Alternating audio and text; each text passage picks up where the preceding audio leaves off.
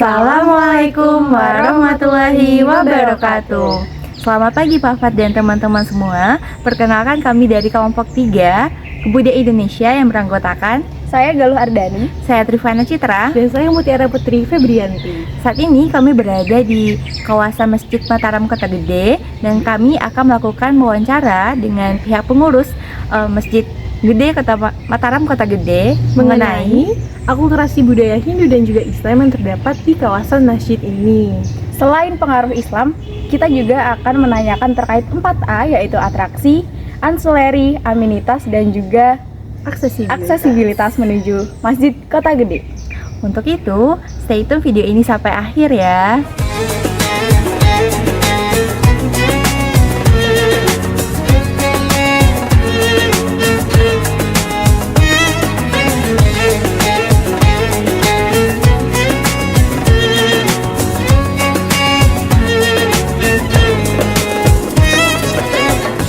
Assalamualaikum warahmatullahi wabarakatuh. Waalaikumsalam warahmatullahi wabarakatuh. Perkenalkan Pak, kami dari GM yang akan melakukan wawancara dan observasi terkait destinasi wisata di Masjid Kota Gede dan juga makam. Nah, sebelum itu mohon izinkan kami untuk memperkenalkan diri. Saya Galuh Ardani, saya Mutiara Putri Febrianti, dan saya Trivana. Kami dari bisnis perjalanan wisata untuk melakukan observasi wawancara terkait tugas ujian akhir semester kebudayaan Indonesia.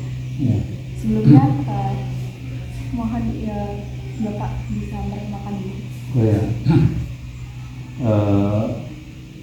Nama saya Warisman. Di sini saya sementara ini sebagai penjaga keamanan.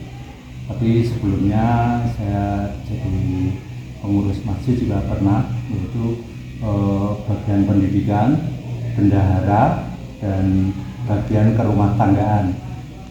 Ya, karena saya sudah cukup umur untuk memikirkan bendahara dan rumah tangga cukup berat, maka kami dipindahkan ke keamanan. Ya.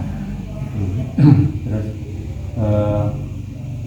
umur saya sudah tua, sudah 69 tahun. Ya. Di masjid ini saya sudah mengabdi dari tahun 2010. Ya, setelah pernah tugas di perusahaan gitu. Oke, cukup apa masih yang perlu ditanyakan? Ya. Untuk Bapak sendiri asalnya dari juga warga sekitar sini kah? Warga sekitar sini. Saya dulu sebelum menjadi pengurus menjadi jamaah. Jadi sering jamaah di sini. Terus kemudian setelah pernah tugas, tidak ada tugas pokok sebagai seorang suami atau sebagai seorang kepala rumah tangga, saya diambil untuk ikut membantu berbakti ngurusi masjid. Ya. Untuk pengurusan masjid di sini itu setiap hari atau mungkin gantian sih dengan Anda? Kalau bagian keamanan itu 24 jam. Tetapi kalau kepengurusan masjid itu berperiode 3 tahun sekali. Sedangkan struktur kepengurusan itu ada pertama penasihat, yang kedua ketua, sekretaris, bendahara, kemudian ada bagian-bagian tadi, bagian pendidikan dan peribadatan, bagian sosial, bagian kerumah tanggaan, bagian keamanan. Nah itu. Ya. Untuk pengurusannya sendiri itu semua dari warga sekitar sini atau mungkin ada pengelola dari dinas? Semua warga sekitar sini. Ya, Kota Gede, sekitar Kota Gede. Apakah untuk abdi dalam diri makamnya sendiri itu juga dari warga sekitar atau dari pihak keratonnya Pak? Kalau untuk di bagian komplek makam? Ya, jadi wilayah ini dibagi dua komplek makam dan komplek masjid. Komplek makam itu dari Keraton Ngayogyakarta Hadiningrat ada semacam abdi dalam juru kunci makam Raja-Raja Mataram. Terus kemudian di masjid juga ada juru kunci tersendiri, juru kunci kemasjidan, nah, itu. Ya, atau abdi dalam kemasjidan. Kalau tadi di sana wilayah makam itu abdi dalamnya, abdi dalam yang mengurusi makam, di sini abdi dalamnya yang mengurusi masjid. Gitu. Ya. Itu semua dinaungi oleh keraton atau dinas kebudayaan? Kalau dinaungi ini, kalau abdi dalam itu di bawah organisasinya di bawah kerajaan atau di bawah keraton. Tetapi mengenai pengelolaan masjid itu di bawah dinas kebudayaan, yang kami sebagai pengurus itu hanya diberi wewenang untuk memakmurkan masjid. Jadi melaksanakan ibadah-ibadah harian, ibadah mingguan, ibadah tahunan, ibadah-ibadah sunnah yang dituntunkan oleh Rasulullah. Ya, gitu. Jadi kalau untuk pengurus sendiri itu apakah boleh ada yang bergabung untuk menjadi pengurus masjidnya dari umur yang masih muda, apa rata-rata sudah sudah lansia? Ya, sebaiknya pengurus masjid itu dari muda, ada yang tua. Kalau yang tua itu ya yang masih mampu, malahan kalau syukur banyak yang lebih muda-muda itu malah ya ini potensi gitu ya. Oke Pak, selanjutnya mungkin kami akan masuk ke pertanyaan yang berkaitan dengan adanya pengaruh kebudayaan dari agama Hindu ke masjid ini. Kan seperti dilihat di depan itu kan seperti ada gapura seperti itu. Nah mungkin kami akan menanyakan yang berkaitan dengan hal tersebut. Mungkin lebih akulturasi budaya. Oh ya, kalau budaya Hindu memang dulu sebagai ini di wilayah Kota Gede ini kan sebelum dibuka menjadi sebuah kerajaan yang namanya Kerajaan Mataram, itu masih berupa hutan, namanya hutan Mentau. Nah, hutan Mentau itu masuk wilayah Kerajaan Pajang, Kesultanan Islam Pajang. Nah, wilayah ini diberikan sebagai hadiah kepada Ki Ageng Pemanaan. Nah, Ki Ageng Pemanaan bersama Ki Ageng Penjawi bersama Raja Sultan Hadiwijaya di Pajang itu adalah murid Kanjeng Sunan Kalijaga. Nah, ketika mendapatkan hadiah ini, karena beliau Ki Ageng Pemanaan itu bisa memenangkan sayembara raja, maka oleh Kanjeng Sunan Kalijaga diperintahkan untuk dibuka hutan ini dan untuk dihuni. Nah, kemudian Ki Ageng Pemanaan bersama kerabat-kerabatnya, beliau punya putra namanya Danang Sutawijaya. Yang Danang Sutawijaya ini masih muda. Beliau juga berguru kepada Kanjeng Sunan Kalijaga, karena pada saat berguru itu Danang Sutawijaya juga ikut. Nah, ini bersama putra raja, dan Danang Sutawijaya ini diambil anak angkat oleh Raja Sultan Hadiwijaya, yang kemudian disaudarakan dengan putra raja sendiri, yaitu Pangeran Benawa. Nah, ketika mau buka hutan ini, Ki Ageng Pemanaan bersama kerabatnya berbondong-bondong dari Kerajaan Pajang datang ke sini, tapi beliau masih bingung harus tinggal di mana, karena ini berupa hutan. Terus minta petuah dari Kanjeng Sunan Kalijaga, maka diberi keterangan untuk tinggal di dekat pohon beringin yang ditanam oleh Kanjeng Sunan Kalijaga. Maka setelah disebar para kerabatnya, nah itu ketemulah pohon beringin yang di depan itu. Nah, kemudian beliau membabagikan membuka ini. Nah, ketika beliau berjalan dari Surakarta, dari Pajang ke sini, itu kan melalui Prambanan. Di Prambanan itu sudah banyak penduduk di sana. Wilayah Prambanan itu dulu karena itu wilayah kerajaan Mataram kuno. Nah, itu sudah banyak orang-orang yang menganut agama Hindu dan Buddha, juga termasuk aliran kepercayaan.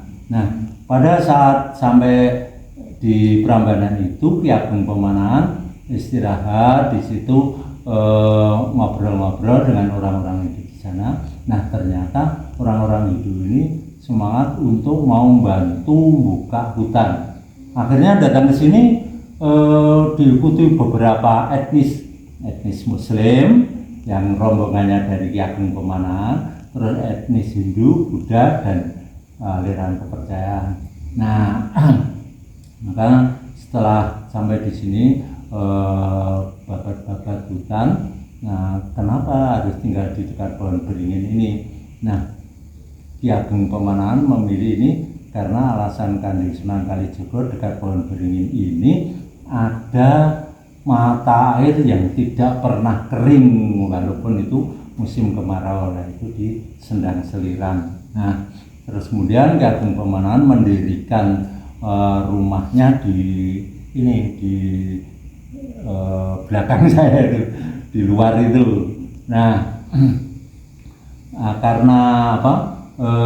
Beliau pada saat itu yang memimpin pembukaan hutan ini, yang kemudian hutan ini diberi nama Padukuhan Mataram.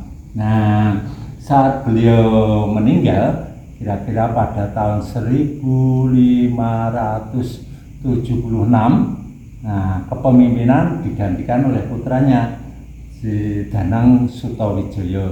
Nah, Danang Sutawijaya kemudian melanjutkan memimpin Mataram. Beliau mendirikan rumah di wilayah kira-kira 200 meter ke sebelah tenggara ini, namanya Dalem.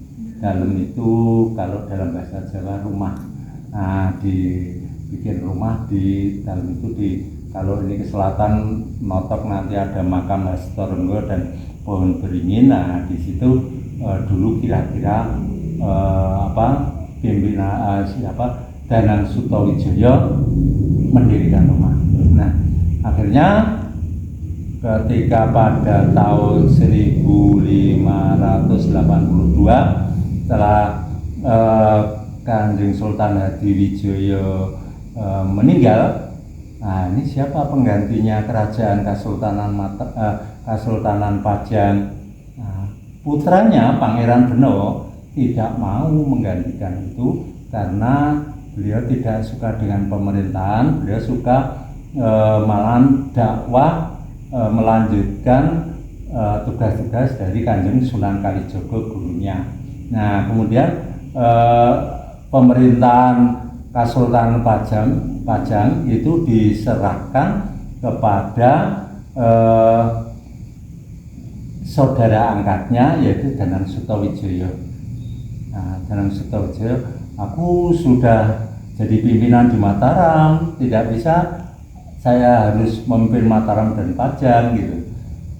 Ya sekarang aja pemerintahan dipindahkan ke Mataram. Akhirnya Kasultanan Pajang dipindahkan di sini menjadi Kasultanan, bukan Kasultanan lagi, tapi menjadi Kerajaan Mataram, ya tetap menjadi Kerajaan Kasultanan Islam Mataram. Nah, pada tahun itulah Danang Sutawijaya menjadi raja yang pertama di Mataram. Nah, dulu pesan dari sang guru,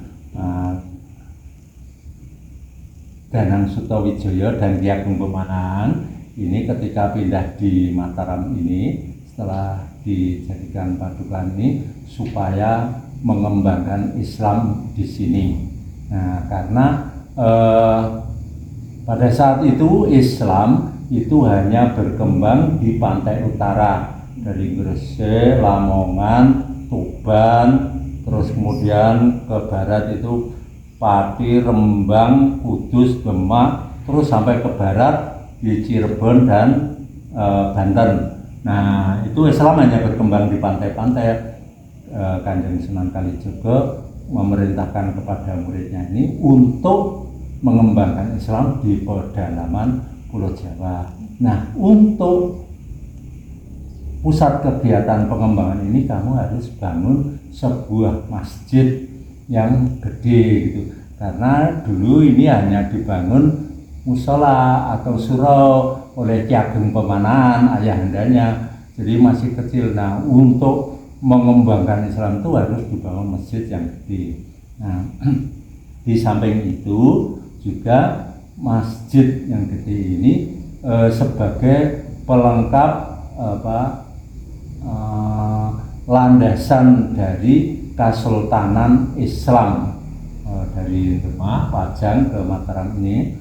Nah, landasan Kesultanan Islam itu apa? Itu namanya catur gotra tunggal. Catur itu 4, gotra wujud, tunggal itu menjadi 1. Jadi 4 wujud menjadi 1. Apa itu? Kerajaan, masjid, alun-alun, dan pasar. Nah, di sini maka yang ditinggalkan untuk saat ini, yang ditinggalkan Kanjeng Panembahan Senopati diantaranya adalah pasar. Itu pasar tua sebetulnya, dan dulu tidak sebagus itu. Jadi masih pasar tradisional. Terus kemudian masjid ini yang masih meger-meger masih berdiri. Terus kemudian ada sendang seliran, itu dibangun juga oleh Kanjeng Panembahan Senopati untuk tempat pemandian. Terus kemudian itu di dalam tadi di sana masih ada situs Watu Gilang. Watu Gilang itu batu persegi 1 meter persegi, batu hitam, itu tempat duduk. Jadi singgasananya Kanjeng Panembahan Senopati itu dulu bukan singgasana kursi yang megah itu enggak, tapi cuma batu.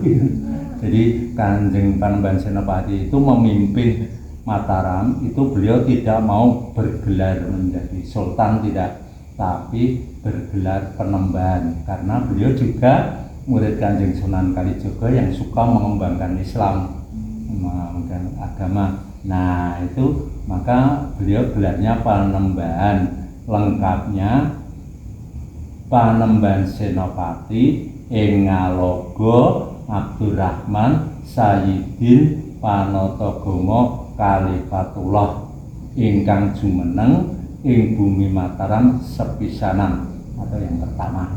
Nah, itu. Nah, ketika membangun masjid itu orang-orang Muslim disuruh bangun masjidnya, ini yang dibangun ya, ruang utama. Kemudian orang-orang Hindu diperintahkan untuk membangun pintu gerbangnya. Nah, pintu gerbangnya seperti apa? Karena Panembahan Senopati itu orangnya fleksibel, sudah sesuai seleramu aja. Nah, orang-orang itu bangun pintu gerbangnya seperti itu. Seperti ini enggak apa-apa, sudah enggak apa-apa. Ini memang dulu konsep Kanjeng Sunan Kalijaga, pintu gerbang sampai ke masjid itu nanti bisa dipakai untuk dakwah. Maka bangunan dari Gapura sampai Ujungana itu di sini semua ada filosofi dan maknanya. Filosofi dan makna itu yang nanti kalau dimaknakan itu menjadi pelajaran agama Islam yang dipakai sebagai metode dakwah. Nah, itu karena Kanjeng Sunan Kalijaga itu dakwah tidak kenceng, tidak tidak harus pakai landasan Al-Quran dan hadis, tetap walaupun pakai landasan Al-Quran dan hadis, tapi sistemnya fleksibel, menyesuaikan kearifan lokalnya. Gitu. Jadi itu dipakai, semua ini dipakai simbol-simbol untuk dakwah di wilayah pedalaman Mulut Jawa. Ini dianggap sebagai pedalaman, sedangkan pintunya di pantai utara itu pintunya Pulau Jawa. Nah, itu sekitar pembangunan Masjid Gede Mataram. Dan tadi korelasinya dengan antara Islam dan Hindu di situ. Ya. Kalau misalkan tadi kan sebelumnya ada akulturasi dari Hindu dan Islam. Nah, untuk hingga sekarang ini adakah atraksi atau sekiranya tradisi budaya yang masih berjalan, masih dipertahankan hingga saat ini sejak adanya Keraton Kesultanan Mataram tersebut? Dari dulu sampai sekarang pun tidak ada tradisi yang dulunya juga tidak ada tradisi-tradisi ya. Cuma ini dari pihak abdi dalam makam itu diadakan tradisi yang kelihatannya tradisi kuno, tapi sebetulnya diadakan ini, yaitu muras sendang setiap tahun sekali. Nah, itu pakai ngirit gunungan, pakai pawai prajurit dan sebagainya. Yang dulunya tidak ada, tapi sekarang diadakan baru gitu. Baru tahun berapa ya? 2013-an antara dimulai itu. Ya. Kalau untuk tanggalnya sendiri itu diperingati setiap hari apa? Itu iya. Muras sendang itu tidak ada ketentuan tanggal. Jadi itu hanya berdasarkan turunnya dana dari Disbud. Karena untuk acara itu minta dana dari Disbud. Nah, Disbud memberikan tanggal berapa itu baru. Jadi tidak ada makanya tadi itu kegiatan budaya baru yang dananya dari Disbud, maka menyesuaikan turunnya dana. Ya. Berarti kalau misalkan ada wisatawan berkunjung ke masjid ini itu biasanya mengunjungi masjid atau ke komplek makam, lalu ke destinasi apa lagi Pak kalau sekitaran dari masjid? Wisatawan itu tergantung kriterianya atau tergantung predikannya. Kalau wisatawan yang mau ziarah itu biasanya ke makam, mau ziarah makam. Itu biasanya kalau bulan-bulan Sya'ban, bulan Muharram, Suro itu banyak, dan itu ke makam. Nah, cuma sholatnya mampir di masjid. Nah, begitu. Itu biasanya besar dengan bus-bus yang besar itu. Nah, kalau wisatanya itu wisata religi, misalnya kelompok bapak-bapak atau ibu-ibu pengajian itu mau datang sini terus mau mengunjungi wilayah sini, nah itu tidak ziarah tapi cuma melihat-lihat saja atau nanti mendengar keterangan-keterangan tentang sejarahnya Mataram, sejarahnya masjid dan lain sebagainya. Terus kemudian ada lagi kelompok wisata itu dari pelajar dan mahasiswa, yang itu pelajar dan mahasiswa itu kalau pas kenaikan tingkat atau pas tutup tahun ajaran baru, libur itu wisata. Nah, biasanya yang sekolah-sekolah Islam itu datang ke sini, nanti mempelajari tentang masjid ini, kemudian nanti ke pantai atau ke mana. Nah, itu pelajar dan mahasiswa. Itu biasanya juga pelajar dan mahasiswa itu ingin tahu juga tentang sejarah dan filosofinya Masjid Gede Mataram itu. Ya. Baik, selanjutnya untuk Pak. Sebenarnya untuk fasilitas yang tersedia di masjid ini sendiri itu apa saja yang bisa digunakan oleh orang-orang yang datang ke sini? Fasilitas di sini tidak, kayaknya nggak ada fasilitas kecuali hanya tempat ibadah, tempat wudhu, tempat toilet, nggak ada fasilitas. Yang dimaksud fasilitas apa? Mungkin tempat makan Atau informasi saja. Iya. Oh, Tempat informasi atau tempat makan atau kalau tempat makan di Bangsal itu tadi. Ya itu kalau kelompok-kelompok anak-anak sekolah mahasiswa itu biasanya terus itu masuk ke Bangsal itu nanti di situ makan sama ngobrol-ngobrol gitu. Ya. Tadi kan sebelumnya bilang kalau misalkan banyak peziarah yang menggunakan bis besar dengan jumlah kelompok yang besar. Nah, apakah tempat parkir di depan itu memadai Pak untuk? Wah, ini sayangnya akses masuknya yang kalau bis besar, apalagi pagi-pagi pas pasaran juga susah, itu nggak bisa. Jadi parkirnya biasanya diparkir di Balai Desa Jagalan atau di Balai Singosaren. Balai parkir Singosaren itu sebelah timur pabrik Daleman. Ya. Berarti untuk dari parkir di Singosaren dan di situ untuk kesininya itu destinasinya adakah ojek atau Wah, jalan kaki? Jalan kaki biasanya dari Jagalan itu sekitar 500, nggak sampai 400 meteran. Jadi banyak yang jalan kaki dari Desa Jagalan itu cukup luas juga untuk parkir bus.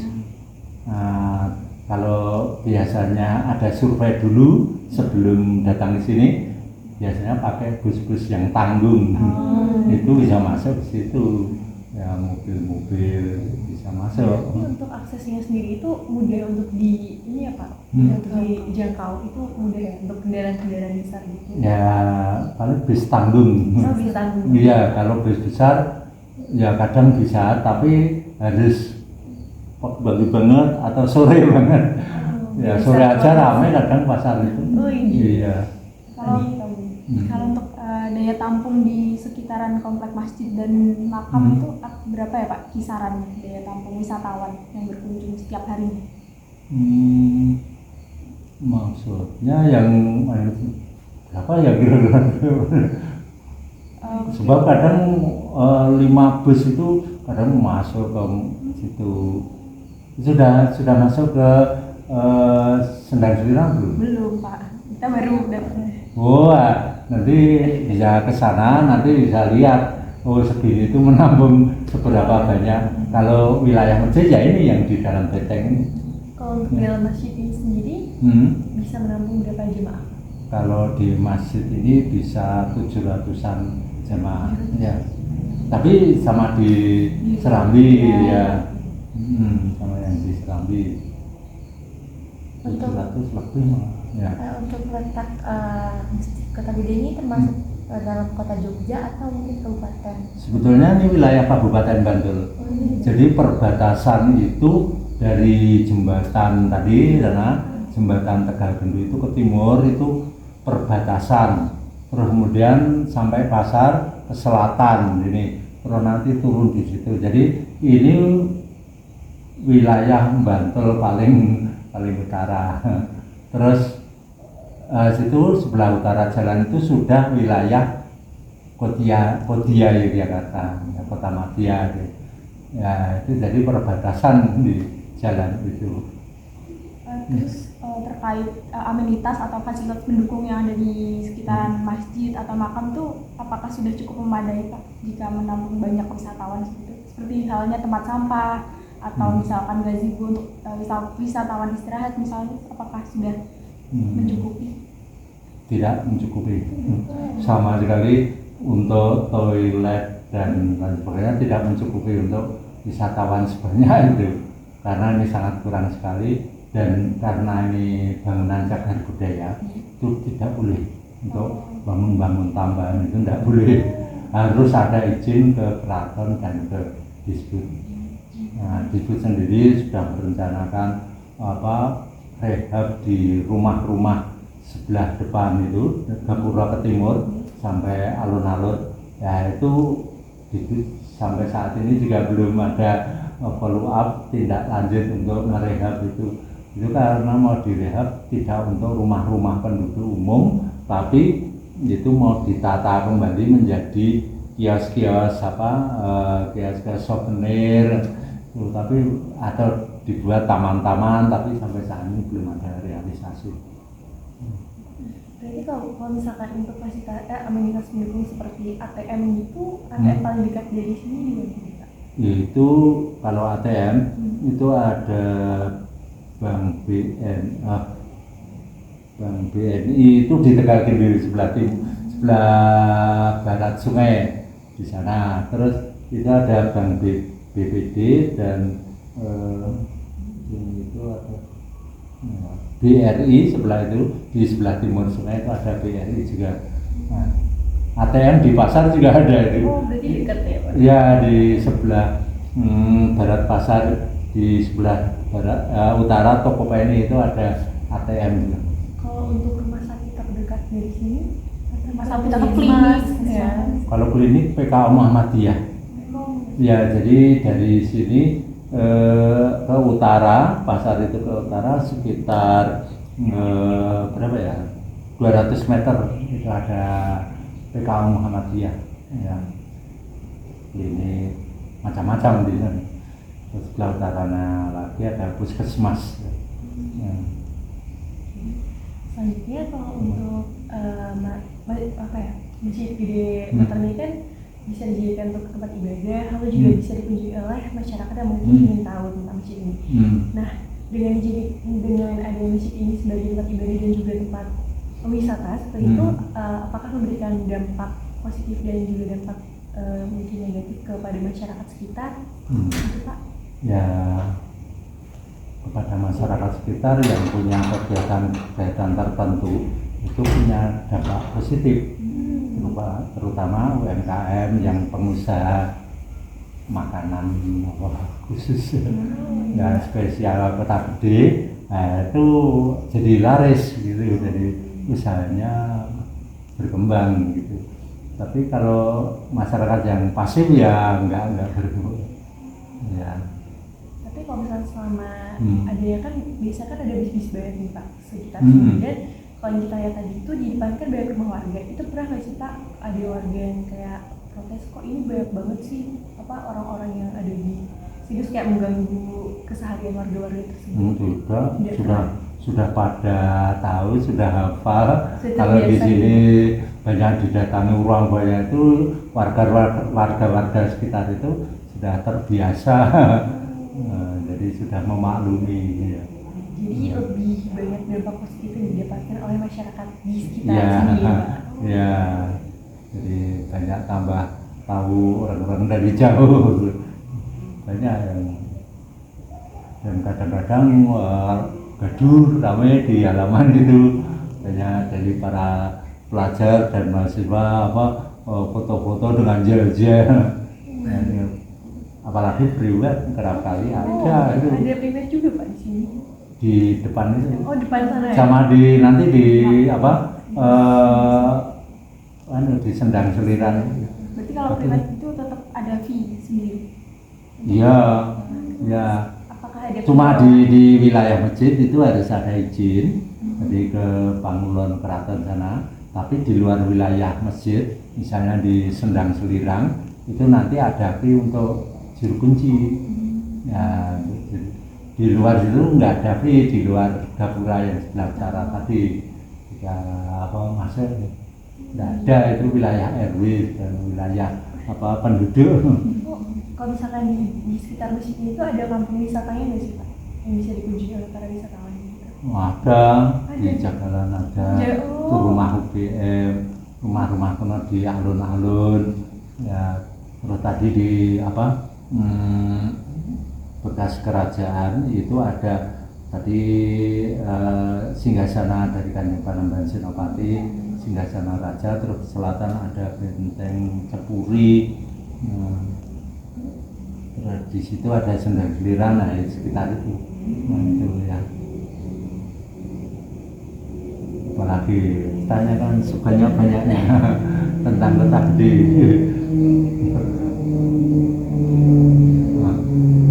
Oke, mungkin pertanyaan dari kami mungkin cukup segitu ya Pak. Cukup itu. Cukup untuk sekarang cukup segitu. Mungkin di kemudian hari kalau ada pertanyaan mungkin bisa kami tanyakan Boleh. lagi. Gitu, Pak. Mungkin nanti setelah apa melihat-lihat sampai sembilan giliran atau mungkin ngelilingi beteng makam itu kok ada yang unik, aneh dan lain sebagainya, silakan tanya. Ya, saya bisa melayani apa yang dimau. Ya begitu. Mungkin itu aja. Boleh. Itu saja dari kami. Ya. Terima kasih atas waktunya Bapak untuk bersedia ya. Jadi saya setiap hari di sana itu tadi. Jadi kalau sewaktu-waktu mau nanyain lagi, oh itu kok ada yang begini, tanyain lagi. Atau mungkin di situ kok ada bakaran kemenyan dan apa itu sih ya, tanyakan lagi. Silahkan ya. Nanti muter-muter dulu. Biasanya makin banyak pertanyaan kalau udah muter-muter. Kalau langsung ke saya, pertanyaannya cuma sedikit. Ya begitu. Oke? Sudah, Ya. lebih begitu saja dari kami pertanyaan. Terima kasih Pak atas sama-sama waktunya bersedia wawancara dan dengan memberikan informasi kepada kami. Kurang lebih begitu saja. Dan mungkin kami juga minta maaf kalau misalnya ada Wah. perkataannya. Nggak ada yang salah. Bagi saya nggak ada yang salah. Saya kerap kali melayani pelajar dan mahasiswa juga tamu-tamu yang pengajian gitu. Jadi nggak ada yang salah. Ya oke. Terima kasih Pak Ya, atas waktunya. sama-sama. Iya. Wassalamualaikum warahmatullahi wabarakatuh. Waalaikumsalam warahmatullahi wabarakatuh. Nah, bagaimana teman-teman? Apakah teman-teman mendapatkan pengetahuan baru? Pastinya dapat dong. Dan pasti teman-teman akan tertarik langsung datang ke Masjid Kota Gede. Untuk itu jangan lupa untuk datang ke sini ya teman-teman. Sekian video wawancara kami mengenai 4A dan juga akulturasi budaya yang ada di kawasan Masjid Gede Mataram Kota Gede. Kami sangat berharap video ini dapat edukasi bagi teman-teman semua. Saya Galuh Ardani. Saya Trifana Citra. Dan saya Mutiara Putri Febrianti. Akhirul kalam. Wassalamualaikum warahmatullahi wabarakatuh. بارك الله لكما وبارك عليكما وجمع بينكما في خير بارك الله لكما وبارك عليكما وجمع بينكما في خير